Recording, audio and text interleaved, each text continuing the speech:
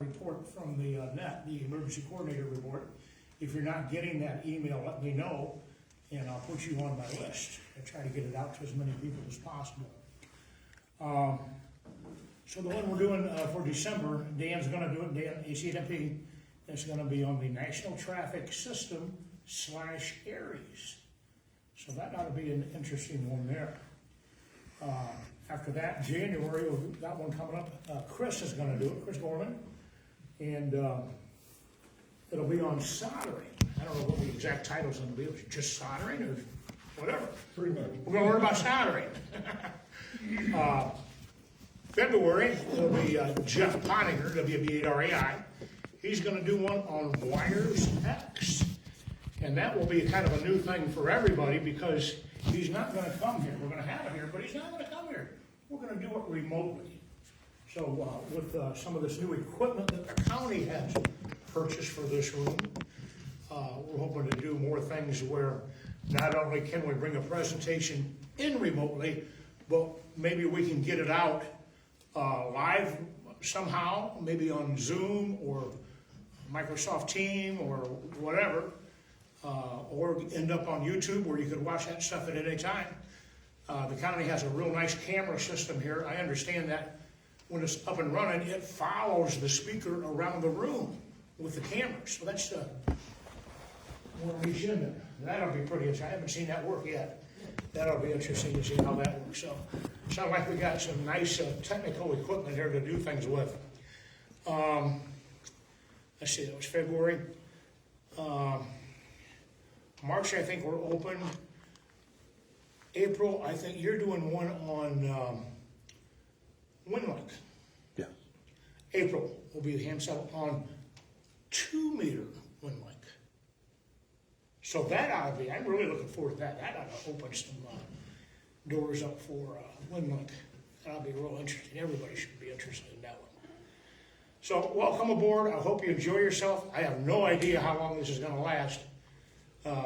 I'm guessing. I think it's about 4 hours. 4 hours, okay, so Tom offered to buy lunch for us.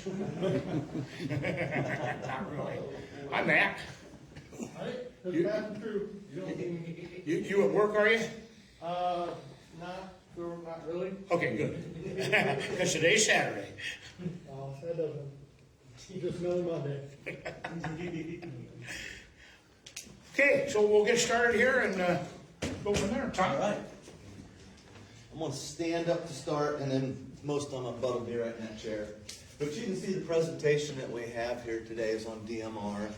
It's a presentation that Chris found online, originally from Jack Gerb's W8SCT from the Bellwood Brook Amateur Radio Club. He took it and heavily plagiarized it, modified it, and then I took it from Chris and did the same. So I've made several updates, and that's what you guys have now is a couple of iterations, hopefully geared more towards us. What we're going to be looking at is not a lot of technical stuff behind the scenes. It's more from a user and how do I use, DMR and get up and running with it. Now, one of the problems we're going to have is already we haven't hit the first slide, and I'm gonna deviate, right? And that won't happen too much, but. We look at HF radio. We have a set of frequencies that we can talk on. We have repeaters out in the environment. Some of these repeaters can be linked. So if any of you attend the Wednesday morning net, we hook up to Republic. We also have a repeater that's linked in through Mansfield and several repeaters up along the northern part of Ohio that are all linked together.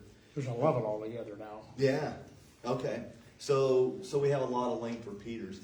DMR is basically taking that technology and building upon it. So we have HF and then we build upon it with DMR. So we talk about linked repeaters. DMR actually links to repeaters all the way around the world via the internet. So with that, we could take satellite, for example, connect to the internet and be utilizing DMR out in the middle of nowhere. So again, DMR takes HF and what we have with repeaters, linked repeaters, and it builds upon it. VHF. VHF. Not HF. No, HF. HF radio. Okay, VHF, if we're talking in terms of the repeaters, yes. So VHF, UHF. VHF, UHF. Yeah. But in general, ham radio, and then it builds upon that by linking repeaters all around the world via the internet. And then with that, there's other things that we have that we'll see here with color codes and time slots and things like that. So we could take, for example, a uniqueness with DMR is that we can take a DMR repeater and it uses something called TDMA, and again, we're not getting too much into it, but time division multiplexing, where we have 2 time slots that are utilized on that repeater, basically turning a single repeater into 2 repeaters, which is the way it operates. So a lot of cool things there, and with that, we'll get into the slides here. And in the very first slide, we're going to kind of look at just the differences between programming DMR and an analog radio, and after that we're going to move on in with the rest of the presentation. So programming an analog radio is pretty simple, and depending on the radio, depending on the software, there's different things that we input into it, but basically what we're looking at is our RX, inputting our RX and TX frequencies. You know, what are we receiving, what are we transmitting on? Depending on the software, some of those you still will put in, an offset. Are we going 5 megahertz, or are we going, 0.6? So it just depends on the software you use utilizing the radio. Now with DMR, when we enter those frequencies, we enter the receive frequency and the transmit frequency. That has our offsets built into it. So we will put the TX frequency with the offset already in it. And then we'll name, give that channel that we're programming in with the frequencies a name. And then we got to look at entering our PL tones if there are any, right? So DMR is a little different than that from the standpoint we have to have a DMR ID.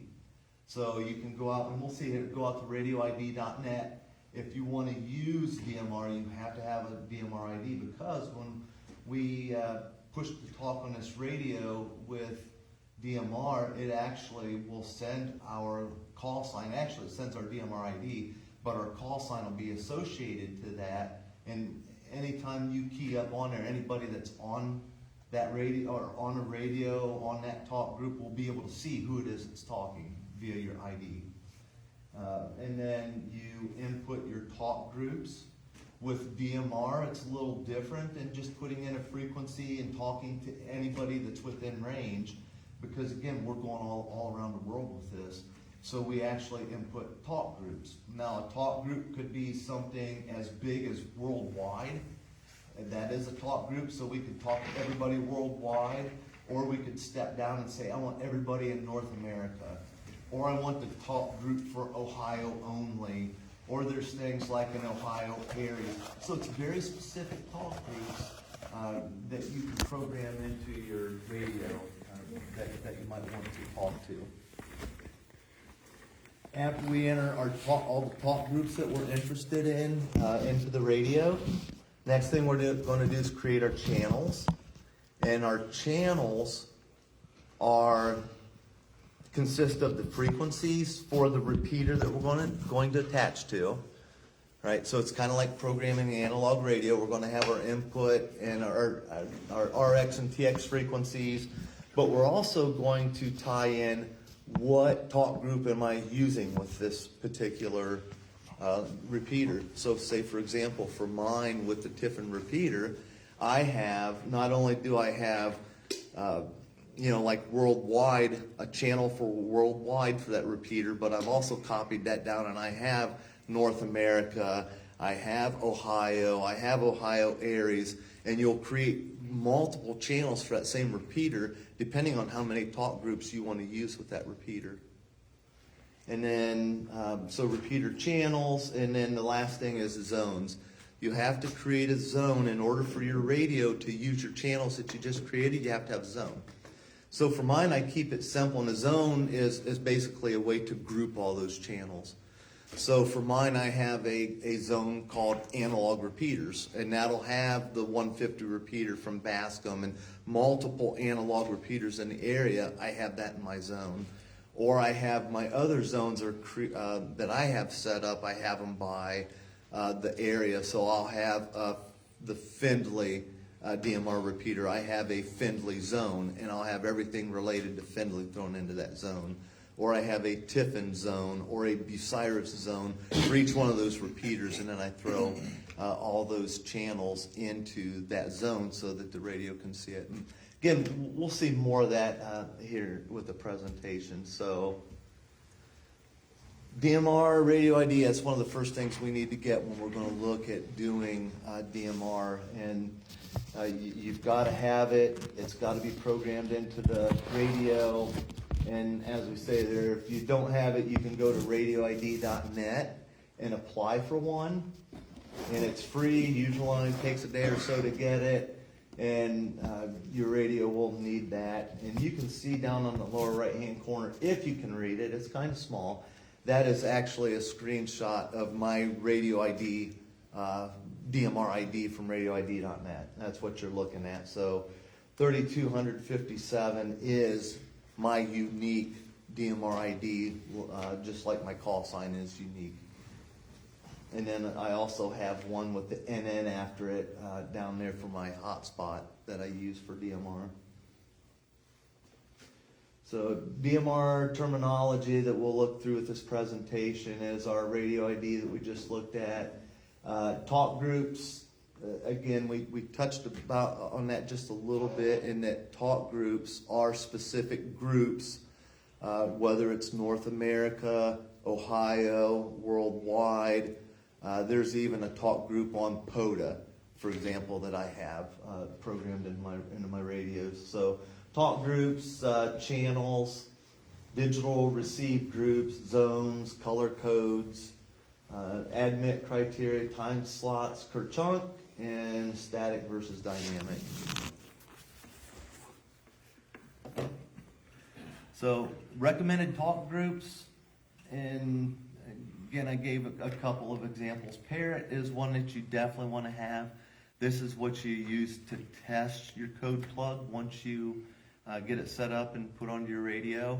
And it's something simple that you talk in to test, like a radio check. And if you have everything set up properly for that repeater, you'll get a response back that will be a recording of what you just said. So if you get that recording back, you know you have everything set up properly for that repeater. The disconnect talk group, TG4000, that is one that we use for courtesy's sake, that once we're done talking on a talk group, we will key up and on TG4000 to actually disconnect or break away from that talk group to free it up for somebody else to use.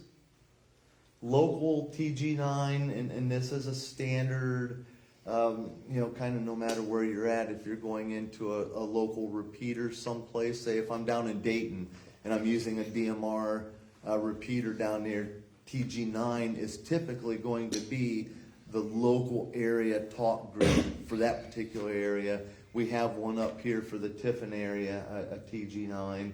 We also have a W3 BWW is talk group 313967.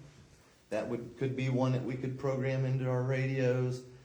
Standard TG 3139 is the Ohio statewide TAC 31390. North America is TG93. Worldwide is TG91, and so on and so forth. Central Ohio weather. We have now, if we want, for Skywarn, for example, if we want to be the liaison with the Central Ohio weather, we can do that through 1-800. And there's various ways, but through DMR Talk Group is a preferred method, I believe, Dan, right? Yeah. So And that wouldn't be Central Ohio. That would be Cleveland weather. Okay, Ohio weather. I put down Central Ohio. Cleveland, because you got You've got several in Ohio. Yeah, okay, I'm sorry. Instead of Central Ohio, it's Cleveland, Ohio. I should have put CL there. So Cleveland, Ohio weather, TG 31392. And a lot of times online, if we have a Skywarner event or we have storms, I'll key up on that and just set it in my window since I'm far away and listen to see what's going on with communications back and forth with the Cleveland, Ohio weather. So again, we have to program in talk groups in order to utilize DMR. You can see the screenshot, and it's too small for me to read here, so you won't be able to read it, but that is a section out of my code plug off of my software showing all the various talk groups that I have, and it does have POTA, SOTA, among other things. I do have several other states in there, like Texas, that's pretty heavily active. Kansas City wide is a big one where you'll hear a lot of activity if you want to hear people talking or get involved in DMR conversations. So we do need talk groups. Anybody have any questions so far? Nope, we're good? Okay. So the next thing we need to do when we create our channels is we have to have repeater information. And the best way to get that is going through repeaterbook.com, although it's only as accurate as the info put in, so there are instances where you could get some non-updated or not current data, but for the most part, most of it seems to be pretty good. And you're going to go out to repeaterbook.com and you're going to pull down various bits of information. So we're going to look for transmit and receive frequencies. Also within that, and again, I was going to blow it up, but there's information. I want to delete it you guys just for a second so you can see this. So when we go out to repeaterbook.com,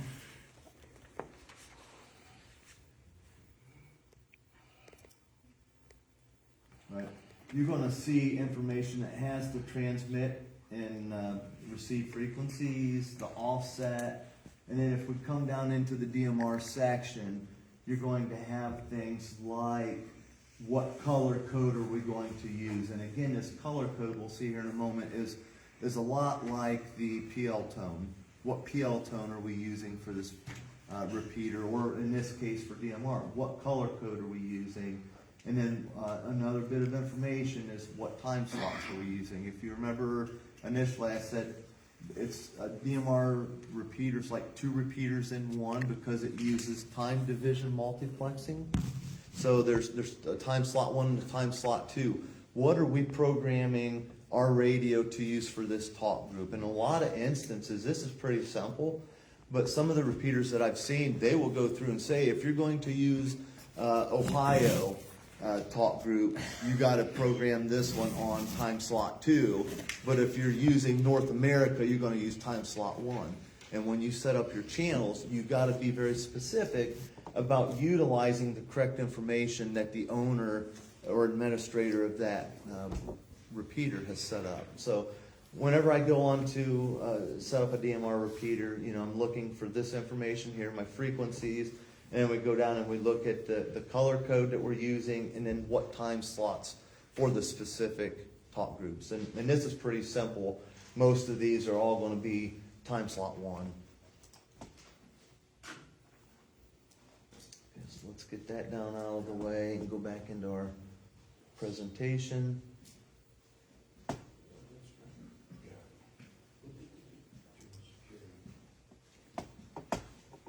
All right, so check your repeater owners' time slots. Again, we just mentioned that. So depending on the talk groups, you got to program in the right time slot. There could be default or scheduled talk groups for each time slot.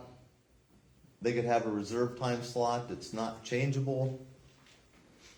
Might have scheduled default time groups assigned, and then linked time slots are linked to Brandmeister. And that's what we're talking about. When we talk about talk group 3139, for example, or 31390, whatever they are, those are set up and go through the Brandmeister. For the most part, we're talking Brandmeister on the network for these. So the Brandmeister network. Static versus dynamic.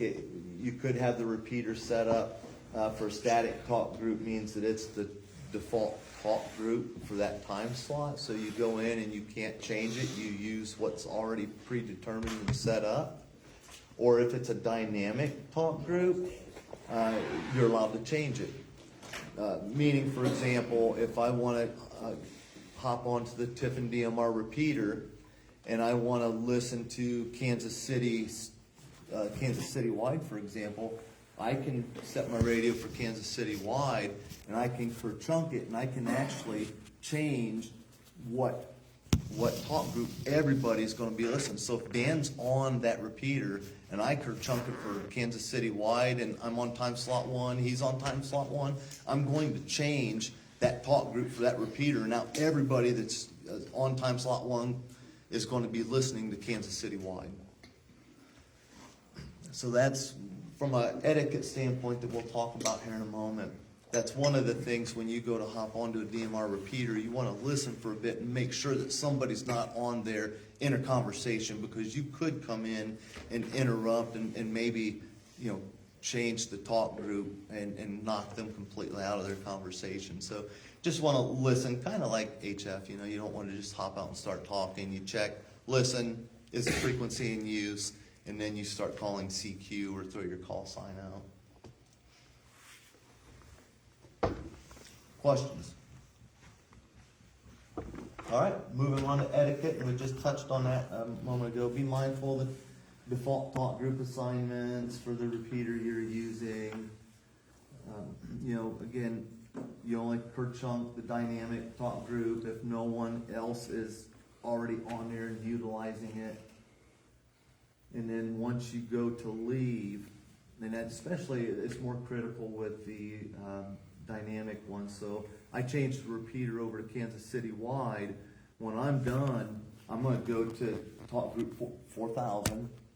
I'm going to chunk it, and that's going to disconnect me from that and change the repeater back to the default if it's Ohio wide or whatever it's set up for. So that, again, basic etiquette is typically you'll disconnect from a talk group when you're done.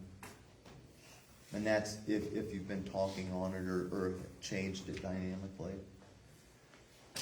Looking for beeps on your radio. A lot of times your radio will beep when you make a connection to a talk group, or if somebody's talking or whatever, you can hear your radio beeping at you, depending on how you have it set up. And kind of like HF and when we were doing the fusion stuff, you got to remember when we're talking on to a DMR repeater, not only do we have the little bit of delay from Sycamore to the repeater or wherever we're going, there's going to be a little bit of delay, but now we're hitting the internet, a computer tied to the internet, and we're going all the way around the world. So it's very fast, but there's a delay. And when you're carrying a conversation, again, if you're quick on the button, you're going to be talking. Somebody might miss the first 2 seconds of what you said, or you're giving your call sign. We even get it on, a simple analog repeater. Somebody might throw out their call sign, and we're going to miss the first letter of their call sign because they talked too quick and they didn't give time to make that established connection before they start talking. DMR is even worse because we're not just hitting a repeater. Now we're going out over the internet. So you got to give yourself delays. Wait 2 seconds after you push the PTT to talk to make sure you've got those connections and channels open.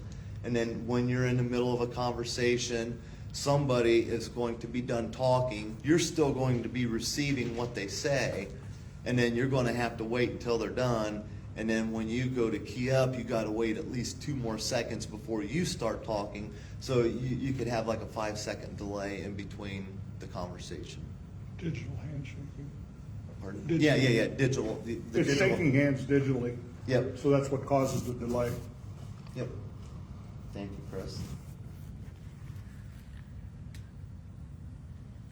DMR talk groups kind of been not beating this one like beating a dead horse, but talk groups are important. You gotta have them, you gotta set them up. You can go out to Brandmeister's website and look at all the talk groups that's available, tons of them. There's a talk group for every state, for example. There's talk groups for every country. There's talk groups for special interest groups. Almost 2,000. Yeah, about 2,000 different talk groups out there. There's many people in this world that I like that I want to talk to. That's correct. Yeah, I agree. So think of talk groups as conversational rooms, kind of like a Wires X room. You know, it's a conversational group, whether I want to talk to people in North America, I want to talk to specific people about POTA, I want to talk to specific people, say for example, I have this is my MDUV 380 DMR radio. I also have a Anytone 878 that I bought from Scott. There's an actual talk group out there just for Anytone 878 radios.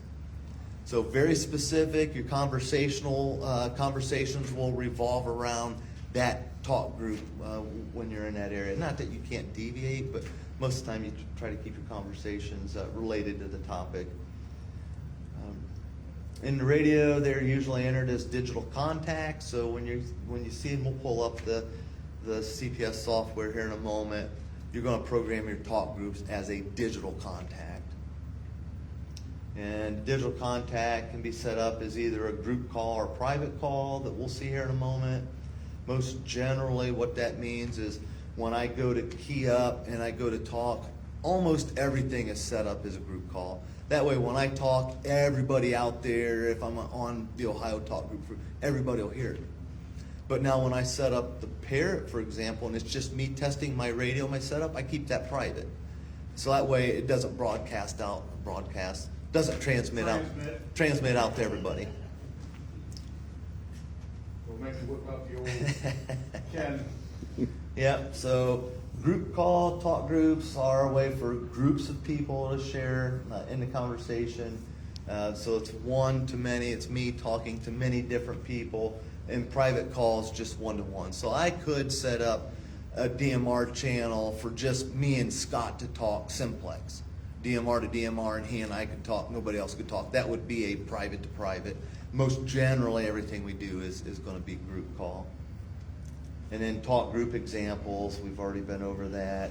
A private call, digital contacts are primarily used for just contacting other individual users, and it's similar to doing simplex on analog. So Tom, question for you. Yep. Are talk groups already pre-established? Yep. They already established? Yep. So I could make my own talk group and just assign a number to it? You have to go through Brian after. Yeah, I was gonna say, you have to go through the network, which is Brandmeister in most cases. Yeah, You not- could, but you can't, I couldn't just pick my radio program talk group and say DMR ham salad group. No. And put a number 8675309 to it. No, we would have to go through Brandmeister and Gotcha. request to have that talk group created. Now, it could be done. Right, It could okay. be done, but generally, no.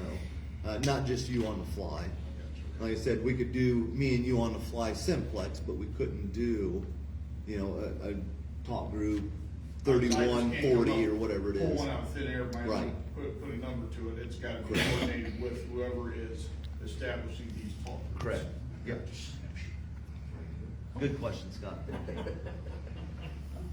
the other question is, where's Zach Stump at? I thought DMR was his baby, Dan. Zach Stump, where's he at? He'd probably tell me the stuff is old. I'm being a smartass. So was I. Oh, I do too. Yeah. Live on Facebook.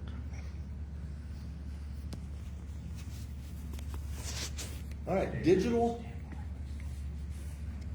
receive groups, and these are something that I don't mess with and I don't set up when I'm programming my radios, but just so you're aware that they're out there. Digital receive group defines what talk groups you'll hear for each selected channel in your radio. You can program multiple talk groups into digital receive groups. This capability makes your radio highly customizable, but has become complicated for newbies. And on Channel 5, named Ohio State, you could have a receive group assigned to both Ohio State and WAFT, which is a Findlay DMR channel, or we could set it up with the WB3 WW that we saw earlier, or anything, right? So you could set that up so that you could hear on it, you're receiving, but you're not transmitting out on them. It's kind of like a monitoring. And again, it's something that I don't do, you don't have to, but it does give you extra capability for if you like to monitor different channels or different talk groups. Channels, we kind of mentioned this. This is like setting up your talk group with your repeater. So it's going to have your repeater information on there. So a channel is nothing more than the repeater information with the talk group assigned to that repeater. In other words, we have to assign each talk group that we want to use for a repeater to that repeater. And we have to create a channel for each talk group that we want to use for a specific repeater. So in other words, again, if I want to listen to worldwide, North America, and Ohio, I have to take the repeater information that I grabbed from repeaterbook.com. I'm going to set up the first one. It'll have my transmit, receive frequency. I'll have to put in other bits of information, but then I'm going to assign worldwide talk group to that information, and then I'll save it. And then I will copy that down, and I'm going to do the same thing. Everything's already preset, and then I'm going to grab the North America talk group, and I'm going to change my worldwide to North America. And then I'm going to save that, and then I'm going to copy it down again and change the North America to Ohio. So I'm assigning different talk groups to that one repeater to use it.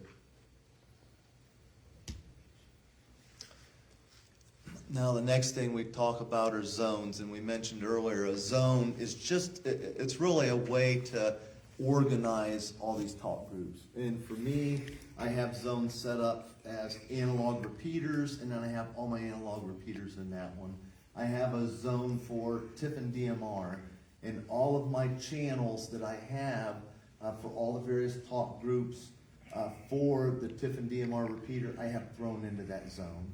So zones are nothing more than just a way to group and organize your various channels that you have.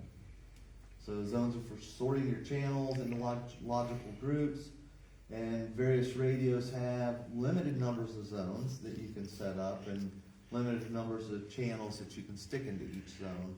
I have yet to run into one where I've maxed one out, but a note here is the MB380 has a limit of 16 channels per zone. So you could have 16 different talk groups assigned to, like the Tiffin DMR zone.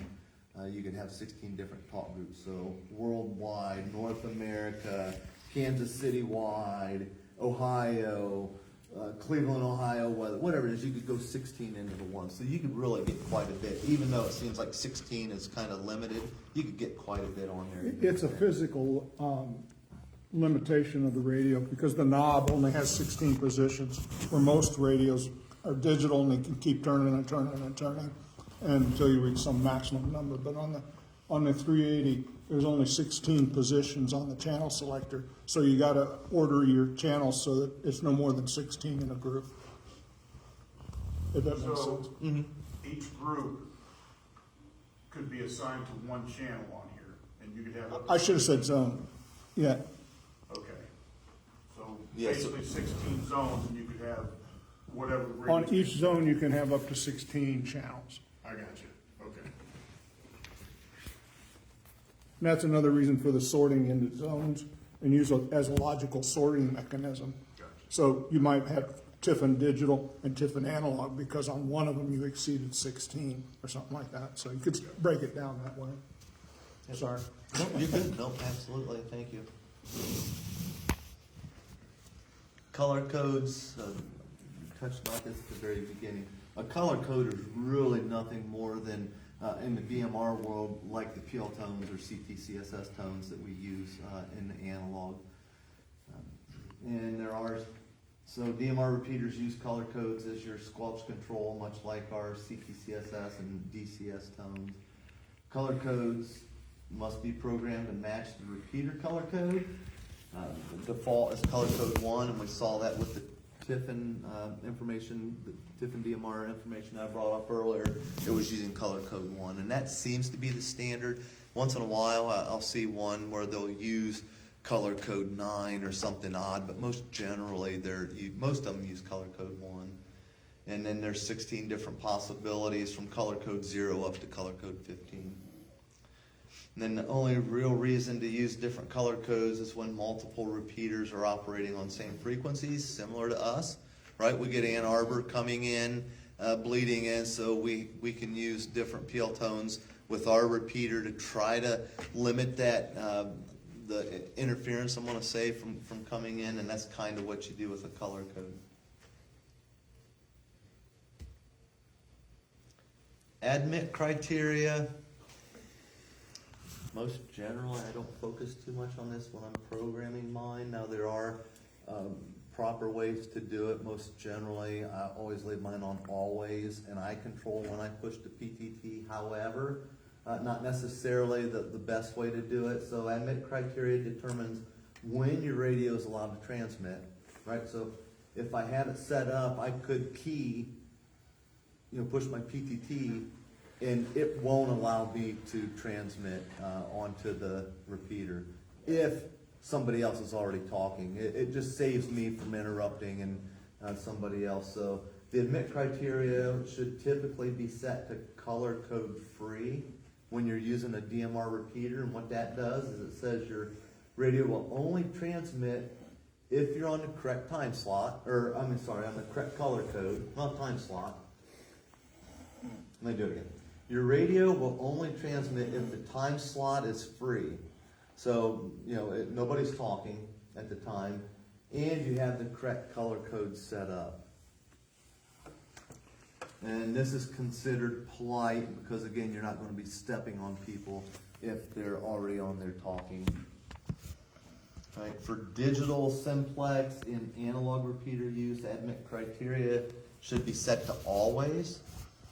And this setting allows your radio to transmit whenever you push the talk button. So whenever you push PTT, you're going to transmit.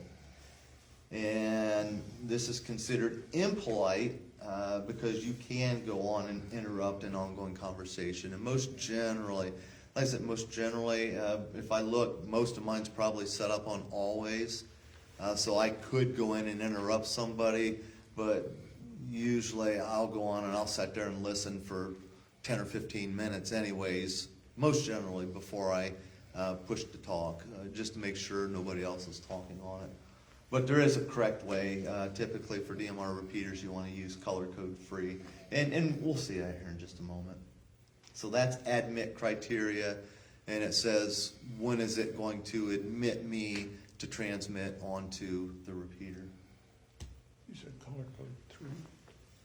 Free. Color code free. Free, okay. Yeah. I keep mine on always all the time also. Time slot, this is a kind of cool technology with when we're looking at DMR, in that it essentially will convert that single repeater into two repeaters by utilizing two different time slots. So we're looking over time, that repeater, as you're transmitting or receiving information, it divides the time up by 30 milliseconds. So we're talking small chunks, but 30 millisecond time slots.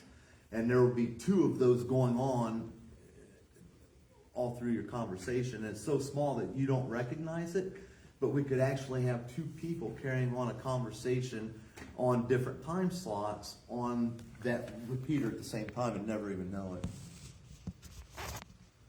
And that's kind of what we're looking at with the graphic down on the lower right, as we're looking at our amplitude and our frequency coming towards me and then out as time. It's dividing those time segments up into 30 millisecond time slots. So very fast and very small increments. And each channel is required to be on one time slot or the other. And at one time, there was a basic standard for this, but pretty well no rules. It's however the DMR administrator or owner has it set up. So again, they could define and say, if you want to talk on the Ohio Talk Group, program it to time slot 1. And North America, you're going to talk on time slot 2. And it just depends on how they have that repeater set up. And you've got to configure your radio to play with their repeater settings with the way they have it set up. Can I add something? Yep, absolutely. I was gonna say, yeah, it's constantly switching time slots every 30 milliseconds, like you said. But something to be aware of too, if you have an MMDVM at home, you'll only use slot 2. You won't, it doesn't have slot 2 available, or slot 1 available unless you have a duplex MMDVM. If you got one antenna on your MMDVM, you can only use slot 2. Slot 1 is not available. Yep, nope, that's perfect. So if you're utilizing a hotspot at home, most generally it's going to be set up for time slot 2 for everything. Okay, next thing, any questions on just the general DMR stuff? Next, we're going to just go into the basics of creating your code plug. It sounds horribly confusing, but in practice, it's not really that bad once you understand a few of the basics. And so, Yep. And a few of the basics.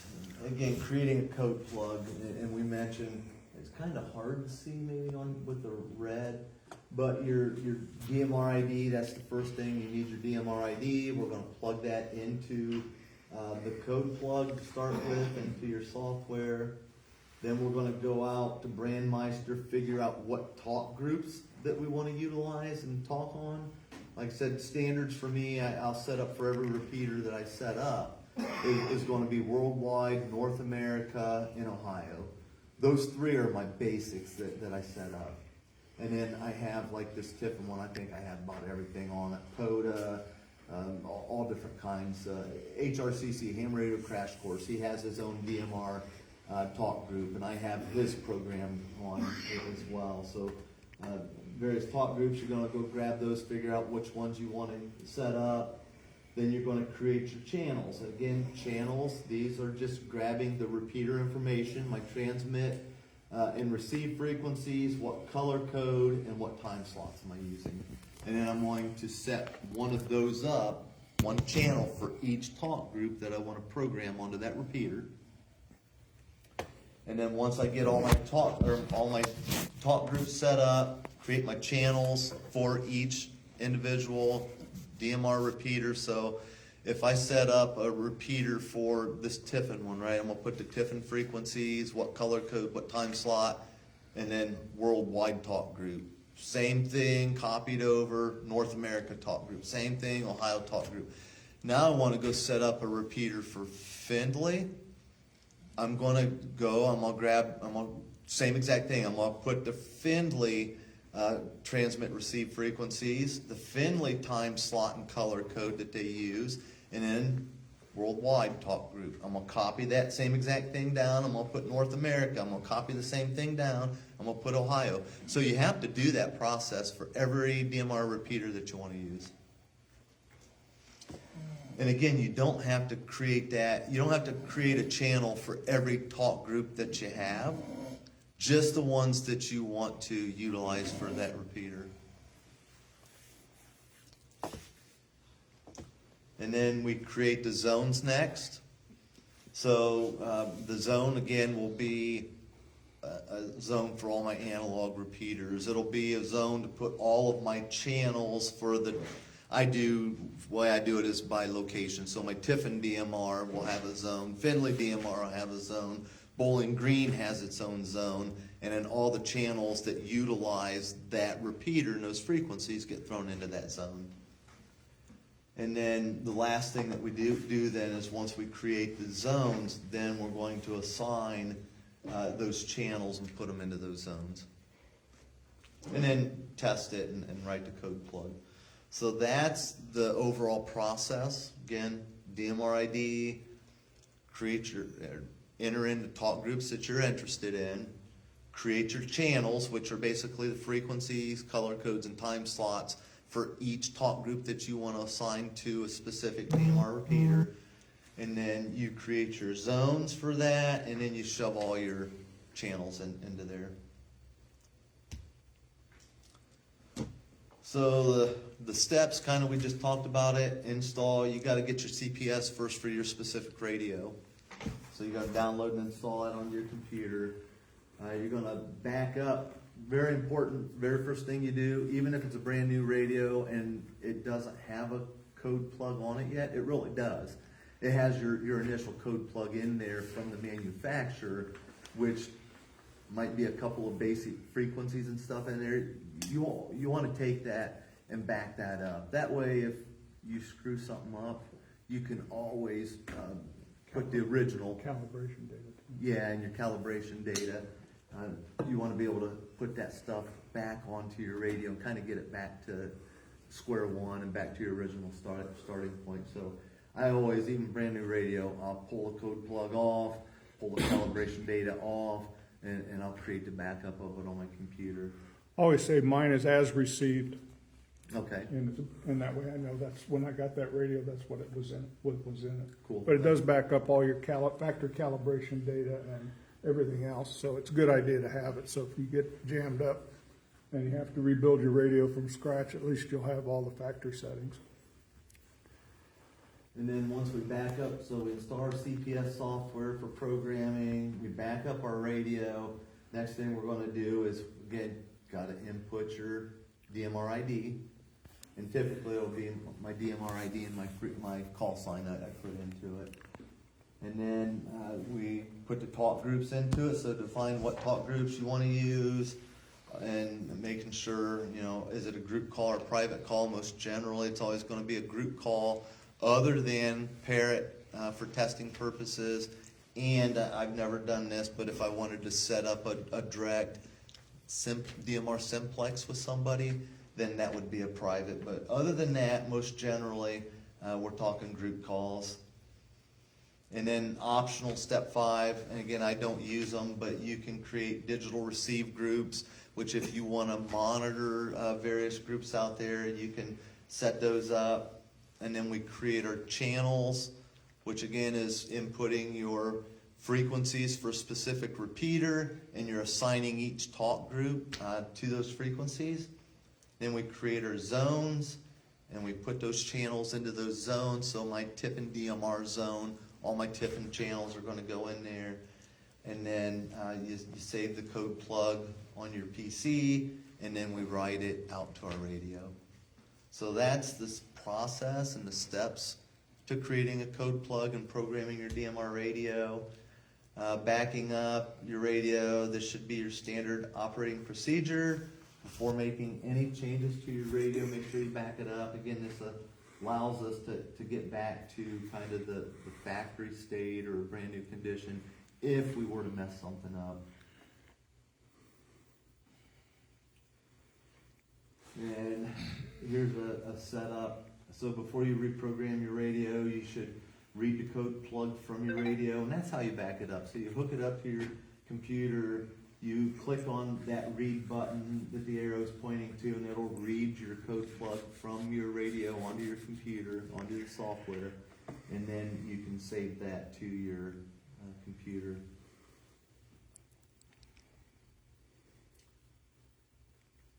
Customer programming software, that's CPS, that is the software, and I think every manufacturer has their own CPS software out there. So 2 things to know, you can click on the plus sign or the minus sign over on the left, kind of like this, right? I can click on the plus sign to expand it to see all the information below, kind of like below the folder, I'm going to call it. And then to edit a section, you just right click on it, and then you can select from the drop down menu on the option that you want to do. So if I want to create a new zone over here on the left hand side of my screen, what you're seeing there, I would right click on zone, and I would say create new or add, depending on what it is, and then it'll pop up a menu, and I can type in the Tiffin DMR or analog repeater, and then save those. DMR ID, that's the first thing. Then once we back it up, the next thing, we'll back up our existing code plug that's on the radio. What we're gonna do is input our DMR ID and call sign, and you can see on, again, this is looking at the MD380 or the MDUV380, same software is used. You can see, you click on that general setting to input that information, and this window will pop up. All kinds of information on here. I typically ignore all of it, except for the top right-hand corner. You can see where it says radio name. That's gonna be my call sign. That's my radio name. And then my radio ID is my DMR ID. And those are basically the only 2 bits of information that I put in there. And you can see down on the bottom, screen info. If we go to,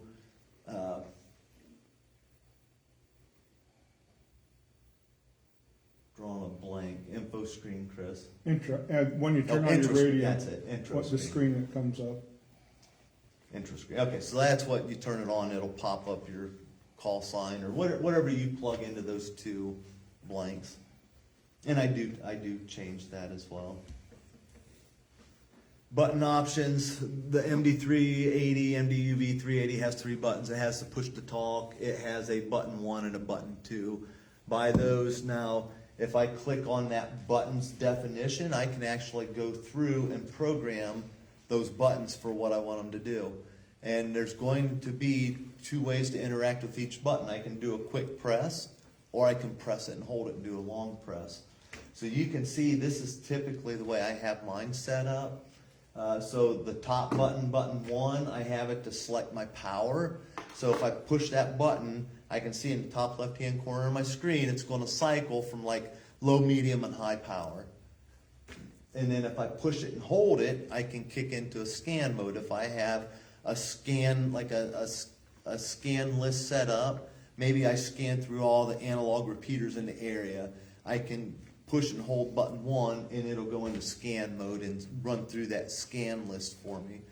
And button 2, then the bottom button, I have for monitor mode. It puts us into a promiscuous mode where we can listen to time slot. I might be on time slot 1 on the repeater, but if I go into monitor mode or promiscuous mode, I can hear both time slots and I can hear all the activity going on on that DMR repeater. So I have that as my click, and then the repeater talk around is something similar, I believe, to listening to the, like reversing, so I can hear the other side of the conversation.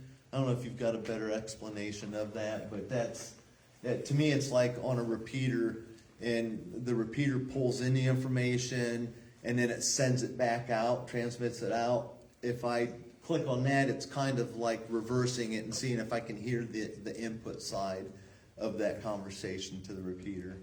Well, you do the talk around, Uh-huh. you're not going through the repeater at all. Okay, And you're just like simplex mode. okay, On the repeater, repeater Oh, output side. but you're transmitting on the repeater outside.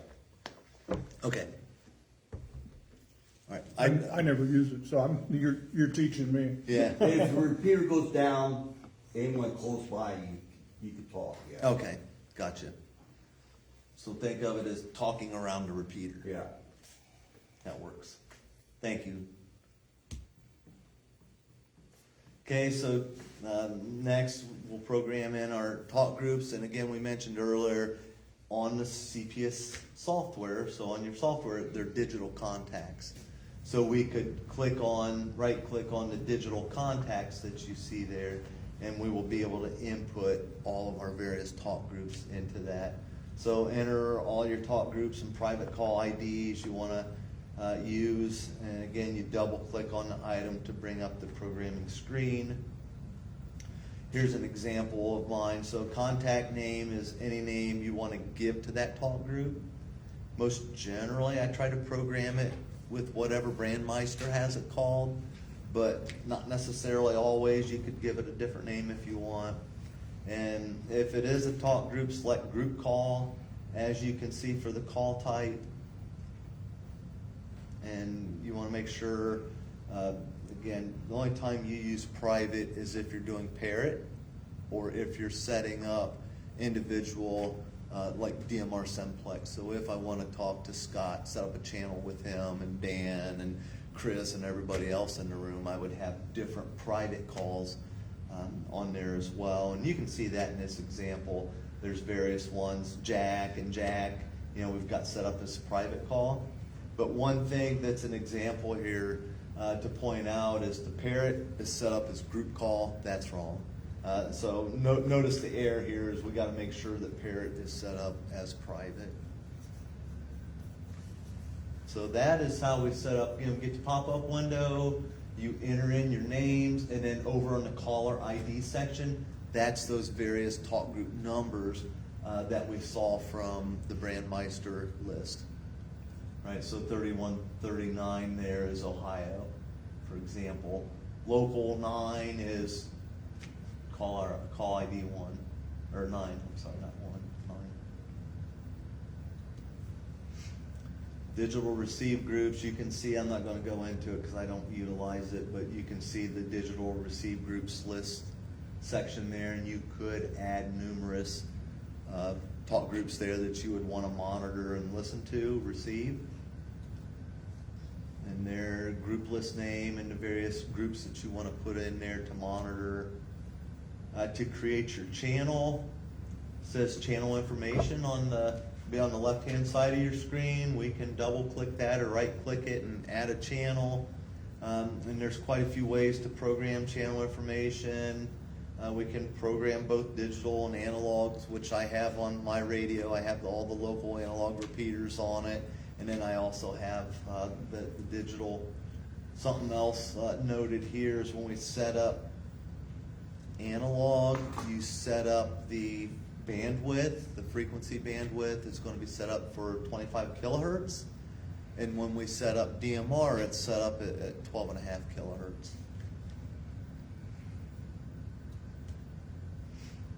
And you can see channels are programmed under the channels information. Again, the channel's going to be, and we'll see here, I think on the next screen, the channel information is going to be your frequencies for that repeater, the color code, the, the time slot that you need, and then what talk group you want to assign to that particular channel. And to add a channel, you just right-click on that channel information, and you select to add the channel, and then you'll get this pop-up, and this is what we have here. All kinds of information that we can add to it. If you're looking at adding, for example, here we're adding a simplex channel, the national call 14652, and it is kind of hard to see, but we do have in this box here analog set up. The bandwidth here is at 25 kilohertz. Then we come over here and we give it a channel name. I would put like national call. On this one we have 652 simplex. And then we have our RX and our TX frequency set up here. So 14652, since it is simplex, receive and transmits the same. So we go 14652 on both. The call criteria, add criteria we mentioned earlier, where it could be color code free, or it could be always. In this instance, we've got it set up for always. And since we are doing analog, we come down into this section, and this has our information for what PL tones and that, whatever we're going to use. And with this one, being the national call simplex, it's none is selected. So that's an example on how we could set up an analog simplex. On this next example of a digital channel for the Ohio State, we would set it up and say, okay, this time I'm using digital. When I select digital, the analog details down here is grayed out. We cannot enter anything in here.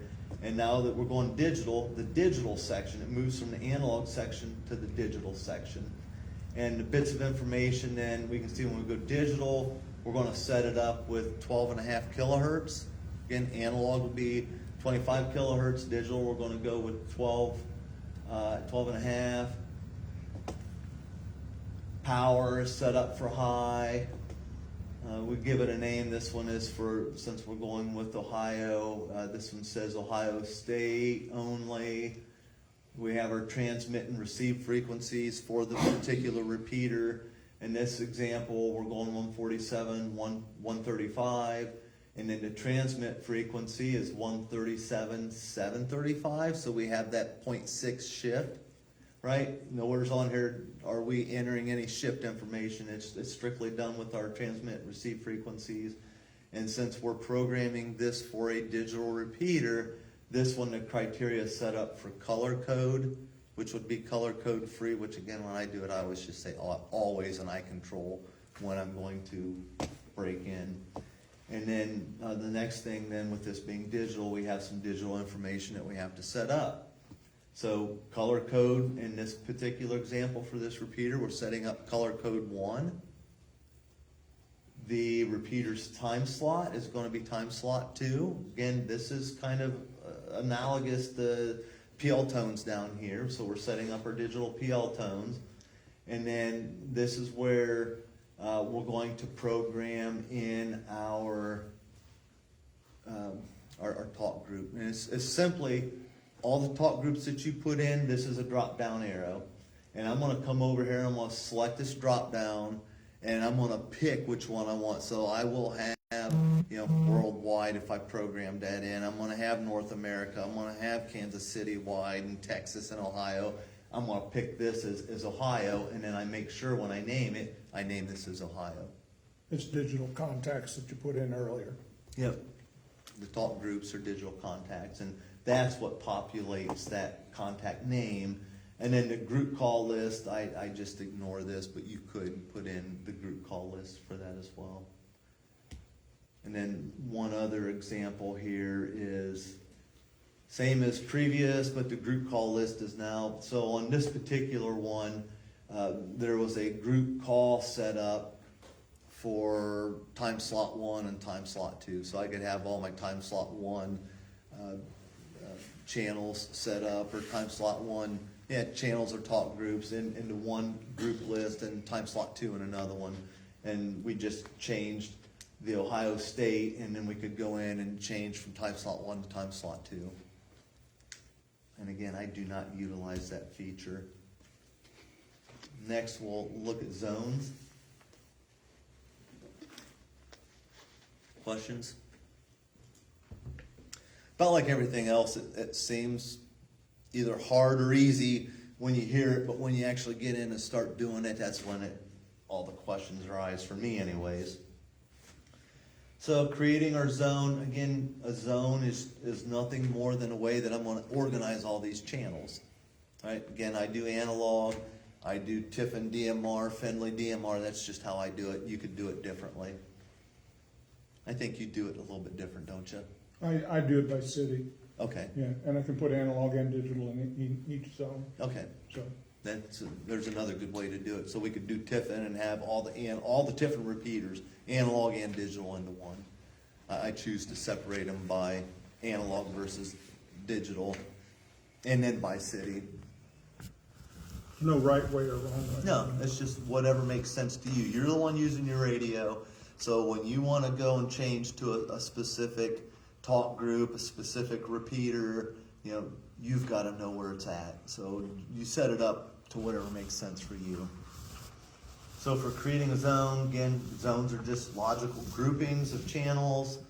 Again, Chris mentioned earlier the MD380 radios. We can put 16 channels into an individual zone.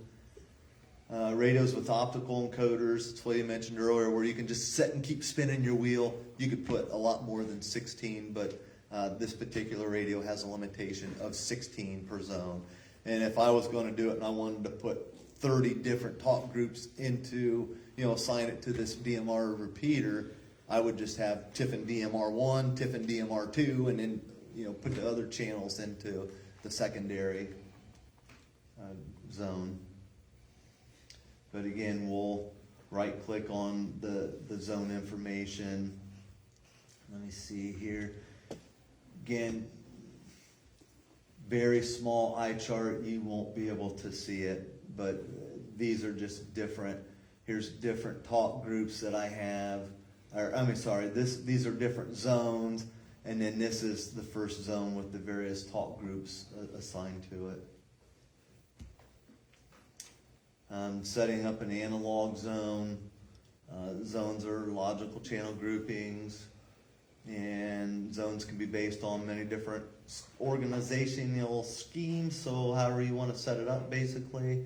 And again, I do have mine set up as, for example, they could be arranged in by repeater. You could arrange them for purpose, emergency channels, or you could do analog versus digital, or however you want to set it up. And some radios, the Open GD77, which Chris has here, it's pretty cool to actually see one. You can have radio IDs assigned as default, but can be overridden on the fly inside each channel configuration. And radios with optical encoders that can scroll up or down, buttons or trackballs, can have several hundred channels in a zone. And the TYT2017 has 64 channels per zone that you can do. So let me make sure I've got this right, because it's like the most basic thing that's hanging me up. So this radio's got a dial with 16 Yep. spots on it. So in this feature here, so mine, I would set it up north, south, east, and west. That's how I keep all my stuff organized at home. Okay. So my north frequencies, say I have 22 frequencies. Yep. I would have to split that up into 2 channels on here. So 2 zones. 2 zones. 2 zones. So each one of these would be considered a zone instead of. No, each one of those is a channel, but you set up a zone separately. So that That's what's contains, confusing me here. okay. So channel 1, I set up channel 1 on this. How am I setting up channel 1 to coordinate with how I want to use this radio? You set up the frequency, Okay. like you said, and the talk group from your digital contacts. Okay. Does that make sense so far? And then, Let's start with analog. So if all I'm doing is setting up basic analog repeaters, how would that coordinate with channel 1? And again, keep in mind, Scott, the nomenclature here is we have zones, Right. and we have channels. So when I set up channel 1, I could set that up as, the national call frequency, right? 146.52. I could set that up, that's my channel. Now I have to take that channel and I have to assign it to, if I set up a zone called analog or north, and I want that to be, or if I wanted, whatever I do, I set mine up as analog, then I'm gonna take that channel. Again, the channel is the frequency, color code, time slot information for a specific talk group. And that all ties in, basically being the frequencies, ties into whatever repeater that I'm planning on utilizing. So that's the channel. And then if I want to set up a north, south, east, and west zones, then I'll take that channel and I will assign it to one of those zones. So there's multiple possibilities, and just because it's got 16 channels doesn't limit it Yeah, to 16 frequencies. on the radio, you pick your zone, your top, the channel in that zone. Okay. you can have several hundred zones, but only 16 channels in each And zone. you get to the zone, Scott, through the menu. So I would click the green button. It's going to pull up a menu, and then I can go up to zones. Scroll up the zones, click on that, and then I'm going to go in there and I'm going to see my analog, Tiffin DMR, whatever it is, and then I select that, and now it pulls up my Tiffin DMR zones. Now that's where I can scroll through there, and I can only have 16 channels assigned to my Tiffin DMR zone. But if I want 20, then I'm going to have to back out of that, and I'm going to have to go into the zone menu option again, and I'm going to have to go into Tiffin DMR 2, and there's going to be the rest of them. Or change your sorting. So Yeah. basically, I'm going to go to my zone here. Yep. And then I'll select my channel here. Correct. That's Gotcha. exactly how you do Okay. it. Anything else that I missed? No, unless you're really clear on that? Okay, Getting there. It's a lot less money now, so that makes sense. yeah. All right, and digital zone example, and hopefully you can see here. So, for example, DMR-SCT, when we create the zone, we put the name in of the zone here that we want to create. I would have analog or Tiffin DMR or whatever. And then every channel that I created is available over here. And I'm going to go through then, and for me, if it was Tiffin DMR, I'm going to select everything. When I name my channels, I'll name them Tiffin. So it'd be Tiffin-Ohio, Tiffin-Worldwide, Tiffin-North America. And then I'm going to grab all my Tiffin channels over here, and I'm going to click the add, and I'm going to move them all over here. And the example you see here, DMR-SCT, that's kind of what this example shows. So as these channels were being set up, they did the same thing. SCT-local, 2-local 8, there's Ohio State, North America, there's worldwide English is the WWE, and they set all those up, and then once you're done, you say add, and it'll create that zone with all those channels assigned to it. Everything that's on that right side is one of those 16 positions. You're only getting 16 on the right, you're only able to have 16 Yeah, on the your right total side. list of all your channels are on the left. So if you was to label that Tiffin DMR 1, Yep. because you only put 16 on it. Yep. Then you'd have to do another zone, Tiffin DMR 2. And add the another rest. 16, and so on and so forth. For as many as you want, that you Right, have yeah. programmed with the Tiffin DMR frequencies, right? DMR. And I was thinking, a side note for that is, say, if Tiffin has 20 and 4 of them are emergency, you could make a zone Tiffin emergency. You just take those 4 and add them to a different zone. Exactly. Leave your 16 Yeah, it's just a separate. logical I sorting got you. method. Okay. And with, say, for example, that Anytone that I bought from you, I have more than 16 programmed into some of my zones. So it'll do more than 16. It's just, Capacity there is more because it doesn't Yes. have it's Limitation. unlimited, Right. Like on this one. yep. Gotcha. And the limitation's not bad necessarily, because in a way it forces you to do more logical zones. Sure. So it's not a bad feature, it's just, that's how that works. And in a way, that's a good teaching method. Okay, so we're almost done with this, so only a few things left to do. Final steps before uploading your code plug into your radio, you wanna make sure you save it. You definitely don't wanna lose it. And then, upload the code plug to your radio, and then we're gonna test it for proper functionality. So, like we did earlier, we use the button, the arrow's kind of covering it now, but we use the button here to read from the radio. Now we're going to use this one. It shows a little red arrow pointing to your radio. That's the one we're going to send our code plug to the radio. This one had a yellow arrow going from the radio pointing to the left away from it. That's pulling the code plug in. Now we're going to click this button and send it to the radio. So you've got to make sure your programming cable must be connected to your radio's programming connector. Radio must be turned on, and the programming cable must be connected to your USB port. And then you click that red button with the red arrow. Important info, so if your programming cable plugs into your radio speaker, microphone receptacles, which a lot of them do, you're going to want to make sure that you unplug. Once you push your code plug to it, you turn your radio off. You want to make sure you unplug your radio. Because you'll go to try to test it, you won't hear anything. And that's, I've been there, done that before. So Because when you got something in a speaker jack, it cuts off the, Right. cuts Right, off the it's- internal speaker. Yeah, it's taking it as a speaker. It's thinking you're trying to export to an external speaker, and you won't hear anything because you're plugged into your computer, and it's It's one not of the things coming. you don't wanna try to do at 11:30 at night when you're half asleep. Right. Spend an hour trying to figure out what you just did to your radio and not realizing, oh, I gotta Got to unplug it to hear it. Right, Exactly. absolutely. So if you forget that, you're not going to hear anything. There's one thing to take time to this. Yeah.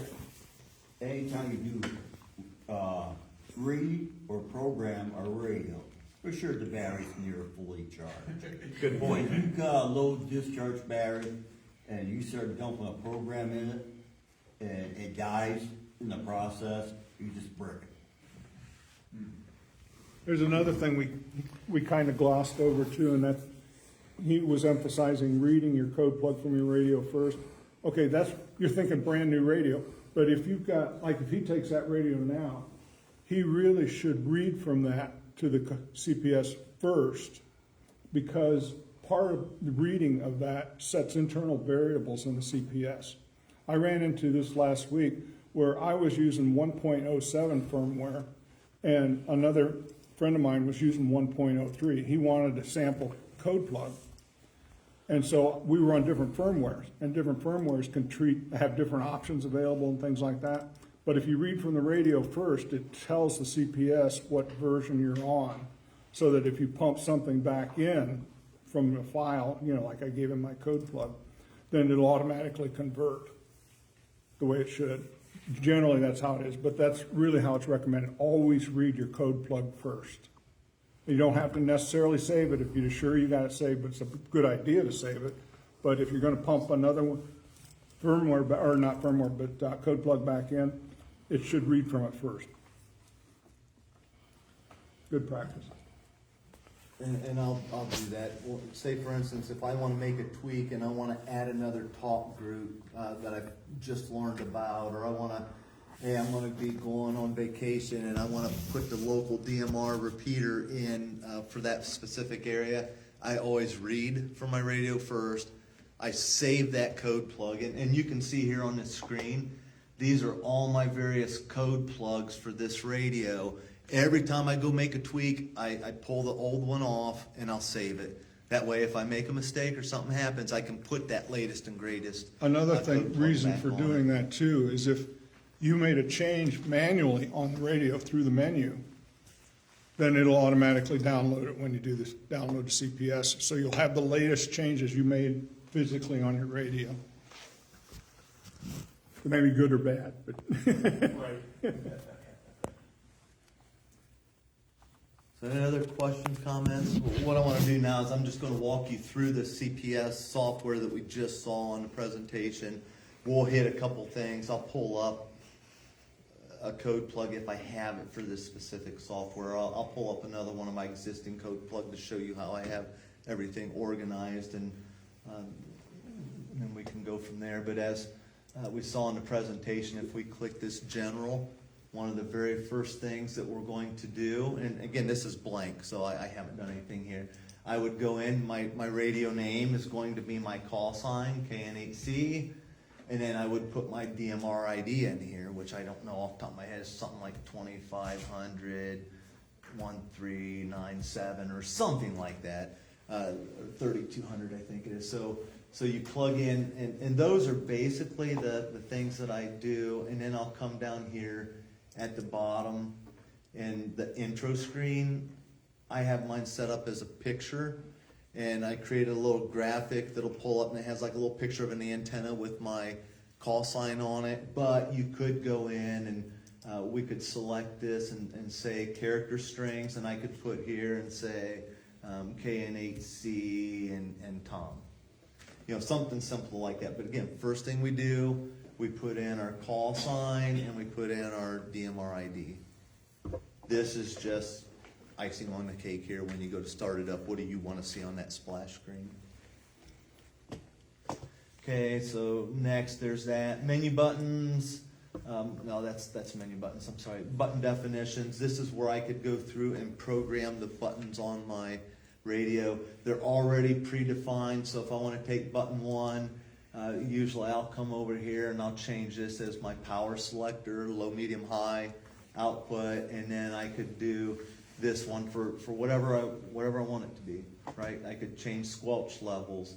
I think I typically will put mine on scan on and off if I want to go through and scan the analog repeaters in the local area. some of the new anytones and actually have 3 functions per key, or per button. It's a short, long, and longer. You actually get a 3rd function for each button. It's kind of cool. Okay, so general information, we put in our call sign and DMR ID. If you want to do the extras, you don't need to. You could leave it all as default. And then we can go down, next, digital contacts. We mentioned that, that's your talk groups. Right, so I could go through here and you can see up here on the list, let's say I want to add worldwide. Right, so I'm just going to simply say WW for worldwide. Everything's going to be group call other than Parrot. Right, I'm gonna come over here. Worldwide is what I'm gonna make these up, guys, because I don't have them memorized. But let's say 91. worldwide. Okay, worldwide is 91, and You call can double receipt click to- on that line too, by the way. Double click on the line. Number 1. Or that line, double click there anywhere, it should pop up the expansion screen. Double click number 1. Double click number one. That's what I'm trying to do. Okay. Most of the time that pops up your, contact. My bad. I'm thinking channel. My bad. Okay. My bad. Got you. Sorry. So there, I've just programmed a talk group. Now let's say I want to add another one. Let's go and let's add Ohio. Right. So here's Ohio talk group, and that is 3139. So I'm gonna put in 3139. Again, I get 3139 from the Brandmeister, right, website. So there are worldwide in Ohio. That's what we have so far to program into our radio. Next thing we're going to do from digital contacts, which are the talk groups. You can see I've got 2 programs.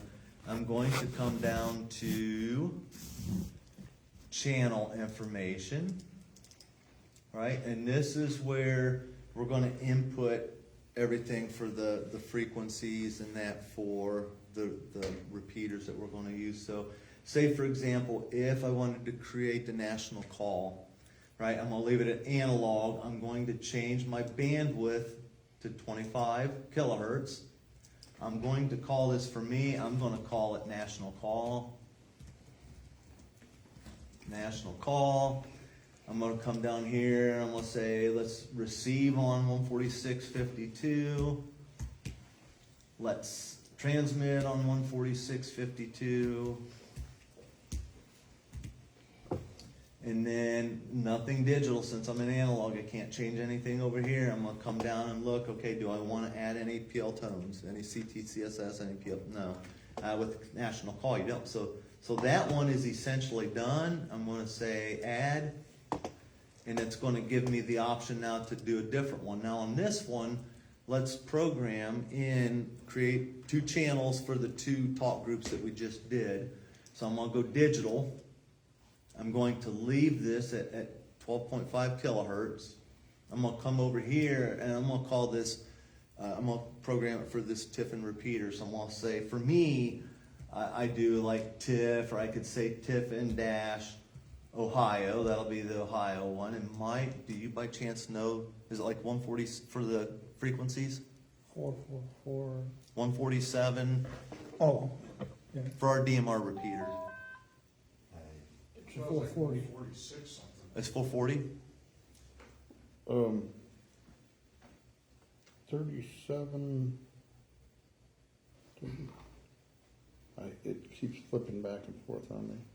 37, 39, 912. Something like that, I think. I guess it's irrelevant. It's just demonstration. I could make, Oh, here it is. 31, 39, 67. that'll be the talk group, but what's the frequency for this? Oh, 444, 825. 444-825. That's receive. That's receipt. Yep, and then transmit I don't know. 449-825. Oh, I heard somebody talking on it. wow, I haven't heard this repeater talk to me in a while. Somebody's using a repeater. Well, it's a different talk group. Okay, so in creating our channels, we have to create a channel for each talk group that we want to assign for this repeater.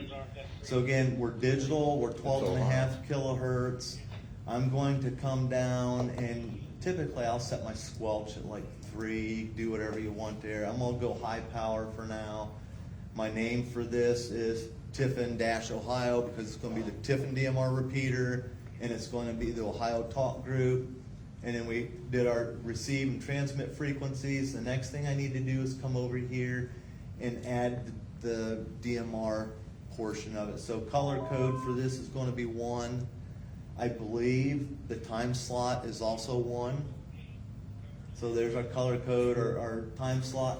In-call criteria, I leave it as always, but proper etiquette we saw would be to set this, since it's digital, we're going to set it up with, I guess, follows admit criteria. Where's my admit criteria? Sorry, up here's admit criteria. So always, or channel free or color code.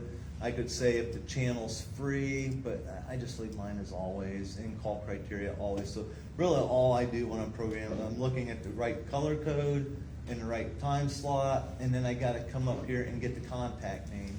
So we know we created 2 talk groups, worldwide and Ohio. I'm naming this Ohio. So I'm gonna select this Ohio from the contact group or contact list. Most of all this I ignore. So there we go. So we have our digital 12.5 kilohertz, our receive and transmit frequencies. We're using this as talk group Ohio, my color code and time slot. That's what I need. And then I can say add, and it's going to add another one over here on the left, this channel. Now to make this easier and more simple, I will come up, right click and say copy, and I'm going to come down and right click and say paste. And when I do it, you're going to see the analog, the frequencies, everything's going to paste in what I need. So there we go. I just pasted my information. So now I'm digital 12.5. There's my input, RX and TX frequencies, my color code, everything's done. So now I'm going to give this a name, and I'm going to say this is going to be my, Tiffin dash worldwide. And all I have to do now, the next thing is just come over here and change this Ohio to worldwide, and I'm done. So as you're setting up all these various talk groups to a specific repeater, it's just copy, paste, and then I'm gonna change the name and select the talk group to coincide with that name. So You're gonna get that information from Brandmeister. and you get that information when we set this up, Scott. So it's back here to these digital contacts, Right. worldwide Ohio. We get this information right here, the call ID. We get this from Brandmeister. Okay. The left side. Brandmeister, so that information, when I key the microphone, Yep. that information we're putting in there is telling the radio, hey, we already have all that predetermined information from Brandmeister. So that talk group code will have all that information regarding that specific talk group, even though we're using the repeater to access that, right? Am I understanding that right? It's gonna be like when we're using wires X and we're going into a room, what we're doing, we set that information up.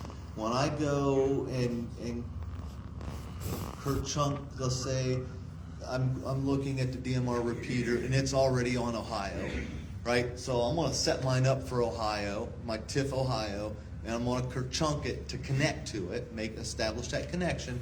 Now I'm on Ohio and I can set and listen, I can throw my call sign out, I can talk to people. Now if I decide, hey, there's no activity here and I wanna go to worldwide, I can change my radio. Typically what I would do is you could go to disconnect 4000, right? Talk group 4000, I disconnect from that one. Now I'm gonna change to worldwide and I'm gonna chunk it. Even though it's on Ohio, when I chunk it with worldwide, if it's set up for dynamic changing, it's gonna change the room, if you wanna call it, Sure. the talk group that I'm on, it's gonna change it to worldwide. So what I'm getting at is that talk group, 3139, Yeah, for that example. number. Yep, so you're still using the Tiffin repeater. yep, But now you're going to that talk group. correct. number. Yep, That number, based on that number. based on Yep. that number. Yep. Brandmeister's already established, so when Correct. you chunk it, Yep, you don't have to do anything else because the system knows that talk group number. Yes. Is automatically gonna do everything it needs to do. yep, you got it. That's the way it works. Perfect. And on that programming screen, the left side is from repeater book, and the right side, the digital side, is from your, well, Whatever you make up. yeah, whatever talk group you want to be in. Gotcha. So color code and all that stuff. So the frequency information and all that comes from. And by the way, if you do accidentally leave it on 12.5 bandwidth on an analog channel, it'll still work. It's just not, the fidelity's not as good. All right, so again, creating a code plug from scratch. We come in, general settings, we're gonna set up our DMR ID in our software, our call sign. Then we're gonna come down and we're going to go to the digital contacts. We're gonna set up our talk groups from Brandmeister, whatever we wanna have an interest in, right? And then we come down to the channel information and we add our channel details. Again, you can see here, we set up one analog one to talk national call. And then we set up two different ones, one for the Ohio talk group and one for the worldwide talk group for this Tiffin DMR repeater. Now the next thing that we have to do in order to be able to see it and access that, we have to create zones. So I'm gonna come up here and I'm gonna find the zone information. Zone 1, I'm gonna click on that because I'm gonna come in here and change this. And I'm gonna call this analog. All right, way I do it, and I'm gonna call analog repeaters or analog RP. And we can see already that this defaulted with, because I think this was the first one I created, it defaulted, since this was a default zone 1, everything was done by default. It had it set up for me already. Now if I would have set up this Tiffin, Ohio first, then I would have to delete it out and pull analog over. But here's my name. I'm doing this as analog repeaters. Here is the national call channel that we set up for the 146.52 frequency. That's it.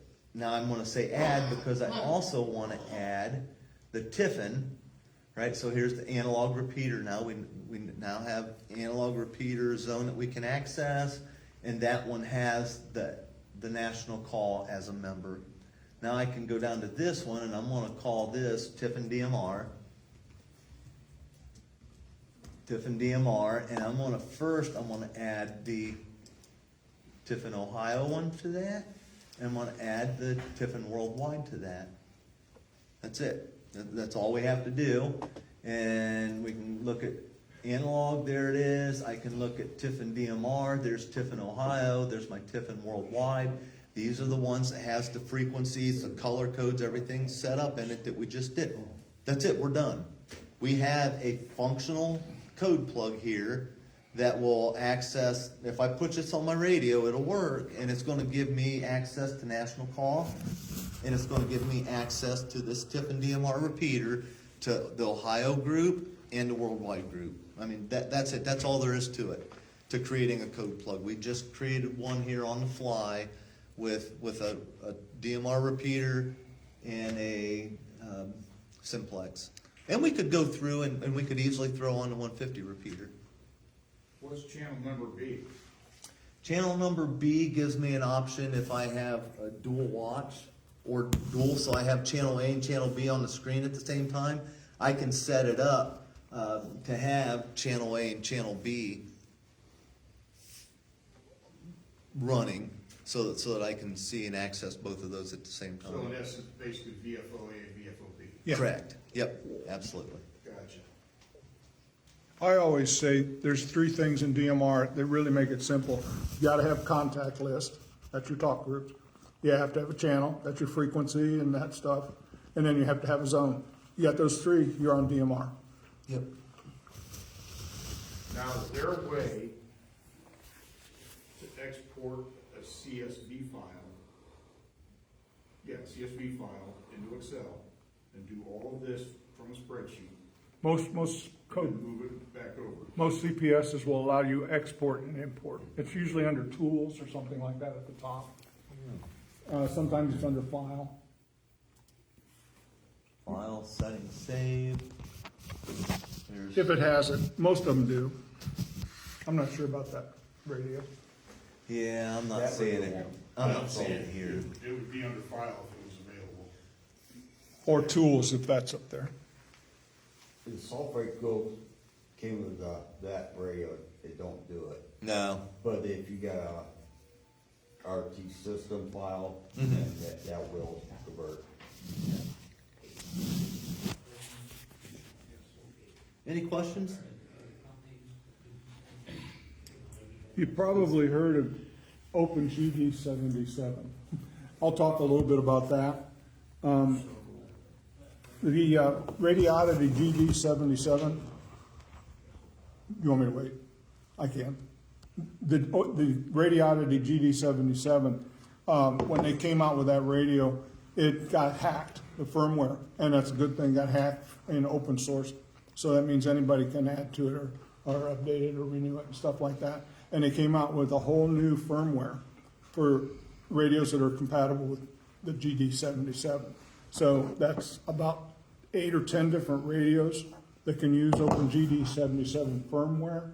And the firmware is designed for hams. By hams, for By hams. hams, for hams. And the CPS that you get from the manufacturer is usually made so that you can do commercial or you can do whatever programming. But the nice thing about OpenGD 77, if you create a code plug on this, then you get an MD9600, you can copy the same code plug into that one and instantly you're up and running. And it's also much more logical for hams. And that's what I did with my TYT, my MBEV 380. I got it and tried to use it with the firmware that came on it, and it was difficult. I mean, it's convoluted, as Scott would say, for DMR. It's very difficult to use, so I ditched that and I went to OpenGD 77 on this, and it's a world better. Very easy to understand how to use. The menus are a lot easier, and you could actually, as difficult as DMR is for people to try to grasp how to create a code plug, I could go on with this one and I could input a new channel on the fly on this pretty easily versus having to, I don't think I could do it before with the manufacturer's firmware that was on it, but I put OpenGD 77 on this and it's fantastic. One bad thing about DMR, one nice thing about Yaesu System Fusion is it always works the same, all the programming is the same and everything is like instantaneous, different radios. No different, it's only made by Yaesu, so it has to be a Yaesu radio, so you have their CPS and generally that all works the same. DMR is implemented across all different kinds of manufacturers, and so the CPS is custom for each manufacturer and it gets really confusing. And so that OpenGD 77 helps, but you have to have an OpenGD 77 compatible radio or it won't work. And one last thing, well, I'm about ready to wrap up, guys, but I do have my OpenGD 77 software, OpenGD 77 CPS. What I'm going to show you is my exact code plug that I currently have in this radio. This is my latest and greatest, and I'll show you how I kind of have this stuff set up. So if we come on here, again, a little bit easier than that great big menu that we had with all the stuff. All I do is input my call sign. This software will automatically go out to radioid.net and it'll come back and give me what my DMR ID is. So all I did here was put my call sign in. And then if we go down to our contacts. Software does that. Software did that, yep. As long as you're online. Yep, as long as you're online. So my digital contacts, these are all of my talk groups that I have programmed in. So local, Ohio, North America, worldwide. So I start local and I work my way out worldwide. And then here's the disconnect and the parrot. And then there's all kinds of other various things. So POTA, SOTA is Summits on the Air. Here's the W3B, WW, Ohio Aries, TAC1, Alaska, Kansas City White is a good one. Cleveland, Ohio Weather, Ohio MCON, just all different kinds. And then I also play around a little bit with the TGIF, and that's outside of Brandmeister.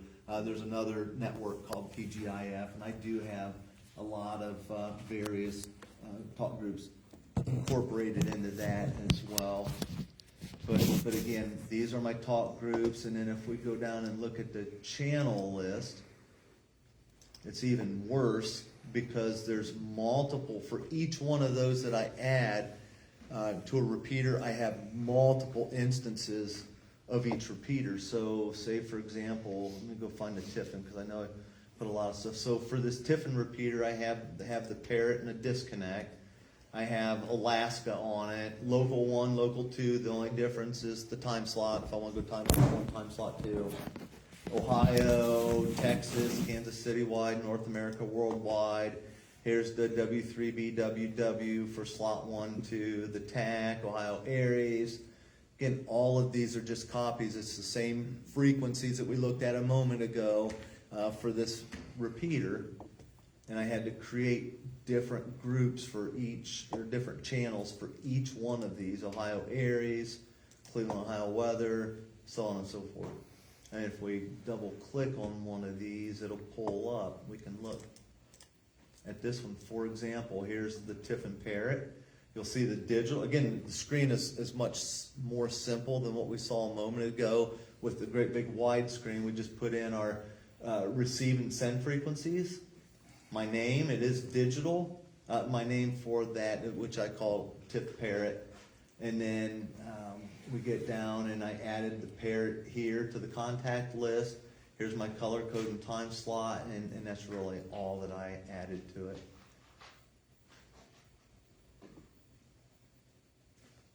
That's it. Zones. Let me show you real quick how I have my zones set up.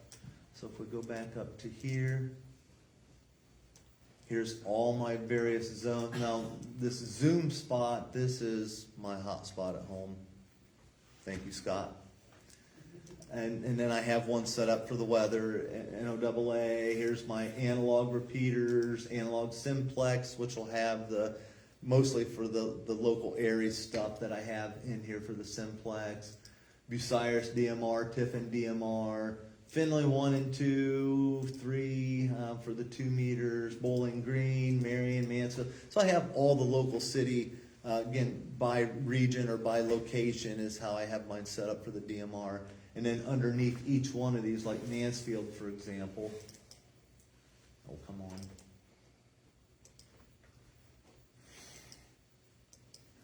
Come over here for the fun of it and double click one of these. So there's my Bucyrus DMR repeater, and you can see everything that I created for Bucyrus, I moved over from what's available and shoved it underneath the members. So I do have the parrot, the disconnect. That's always the first 2 that I add to every repeater. And then Ohio, Alaska, Texas, Kansas City, North America, worldwide. So that's how I have mine set up, and that's it. Again, put your DMR ID in. You add your talk groups. Go ahead, Scott. So on that list, you had 18 channels. Yeah. So how do you have 18 channels if there's only 16 available here? It's radio dependent. Well, it's this TYT radio, but it's OpenGD77. Oh, And okay. OpenGD77 allows me to scroll. I can access all those. I don't know how it does it. So it doesn't limit this dial anymore. It removes that I'm not limitation. limited with it. I can run through all of those. Gotcha. If I had 18 on there, then I can access all 18. So if you had the capability and it would allow you could put 27 on there, and this dial then does not become channelized, it just becomes a. That's not an MD-80? It is an MD380, but I took off the manufacturer's firmware on Firmware, it, yeah, and I put a new different- firmware yeah, on it, okay. All right. and it gives you a lot of new And I capabilities. remember you talking about that. It really opened up the capability for the programming of the radio. For Oh, adding absolutely. all those channels in, so you're not Yeah. limited to 16 channels. It adds some features also. Yep. So say for example, OpenGD77 support. Now, OpenGD77 is a great firmware if you're interested in trying to communicate with satellites. Oh, yeah. So I can take, and you see this button here, if I have my radio hooked up and then say install satellite caps, it'll take all that satellite information from the internet automatically and put it on that radio. And I can go to the satellite menu option, and I can scroll through there. I can see all the satellites. When's the next one going to be over my area? It shows me almost like the radar display, kind of showing like where's it going to be coming in, what direction, what angle, all that information is automatically in that firmware if you're interested. did you have to start a code plug with the manufacturer firmware and transfer it over? Or Yeah. were you able to load this GD77 and start a That's from code a plug long from time ago. scratch? It's only They used, recommend, because the code plug from the GD77 will not read the code plug from the manufacturer. So when you first dump the firmware, GD77 firmware on there, you'll get all kinds of errors on the screen because it can't interpret that CPF. So they recommend, on the first one from GD77, they recommend that you start from scratch and build your own. Okay. So, at this point, I haven't done anything. Right. So at this point, if I were gonna do the GD77 Yep. firmware, Uh-huh. it's good to start from scratch at that point anyway. Yeah. Yep. make a absolutely. backup of the original CPS. I've already done that. Okay. That's already been done. As a matter of fact, I did that, and then I went in and added my call sign, my radio ID. Sure. I backed that up as another file. Okay. So at least I got that basic information with the manufacturer, software. Yeah. So now. Yep. The only other thing, Scott, you want to do with this is there's a hidden option with the manufacturer CPS to pull in all of the behind the scenes radio settings, like the calibration data and stuff like that. And it's Control T. So if you have the manufacturer's, you have your radio hooked up to your I don't computer. have it hooked up, but I You have your software. manufacturer software on there. After you back up the original code plug that came with it, you hit Control T, and that'll pull up all the behind the scenes settings, and then you can save that to a file as well. Hook it up So to the so you'll radio. want to do that as well before we would put open GD77 on it. Everybody have a firm understanding of static versus dynamic? Any questions about that? Sure. This repeater does have static. Yeah, almost all of them, all static means on a repeater is, I set up the Finley repeater, I was the one that did that. And I set up slot 1 to default to the W8FT chat group, which is their repeater ID, DMR ID. And slot 2, I set up to 3139. So if Scott gets on there in Finley and he wants to go to worldwide or Kansas City wide or something like that, he can go on either slot and tune it to if nobody's using it, he can tune to that talk group, kerchunk, and then it makes the repeater dynamic on that slot. And it'll stay on that talk group for 15 minutes after the last PTT. Then it'll automatically revert back to whatever I set it to on slot 2, which is 3139.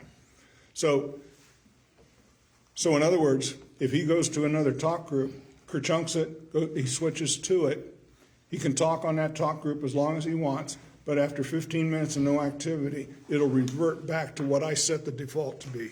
So that's the difference between static and dynamic.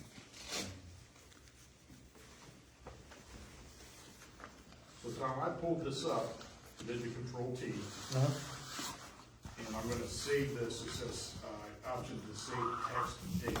Down at the bottom. Yep. Yeah, all right. So this would be a separate file? Yep. Gotcha.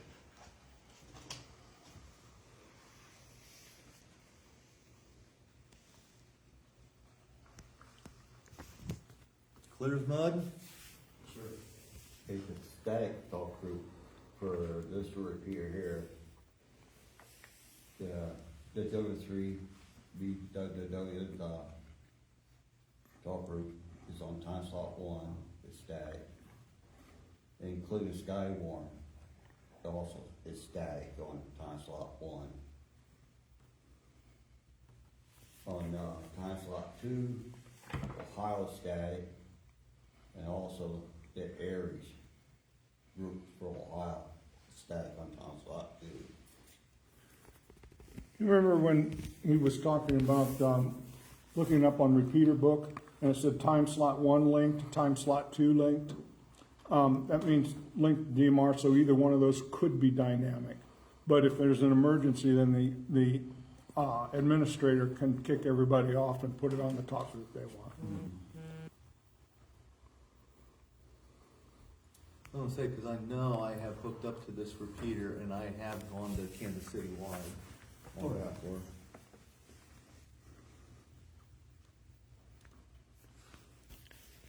And just as a side note, if you want to talk to somebody else, all you need is their DMR ID. Okay, and the same thing with a repeater, like that chat group I set up for Finley, W8FT chat.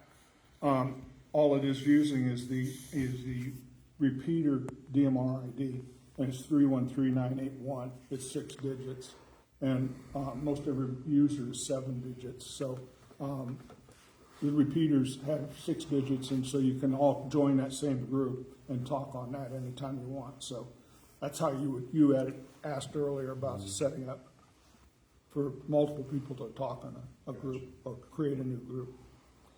You might already have it.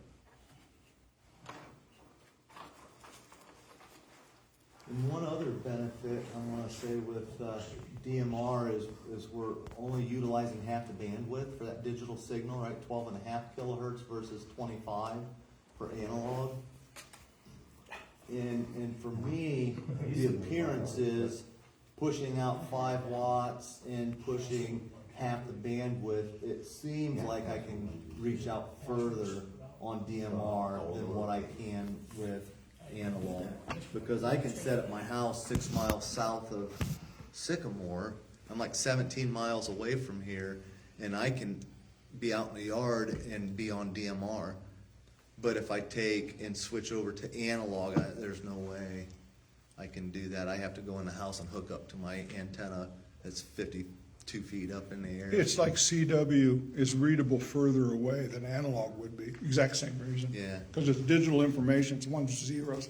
It's not analog information. So analog information is harder to be intelligible at a distance, whereas on or off is easier to determine the distance. That's why it seems like a better range. And I know, Bill Beal from the club, he and Andy have set up their radios for digital simplex, and he said they can definitely reach out further on simplex with digitally than they can through normal analog. Do control it off really.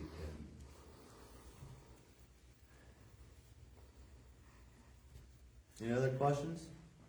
Again, if we're going to create a code, it's easy once you know how to do it, right? You got to put your DMR ID. That's the first time, right? I got to put my DMR ID into my software, in my call sign. After that, it's, we got to get the talk groups that we want to talk to, talk on from Brandmeister.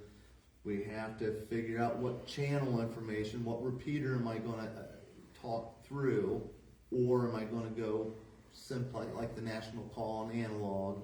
I have to create a zone then to put those channels into, which I do like Tiffin, DMR, analog, repeaters, whatever, and that's it, and then write it to the radio. So I mean, it's all confusing until you actually do it, and it's only those 3 things, once you get the basics Yeah. set up. When I first started this, if I'd had this type of a discussion, I probably wouldn't have been so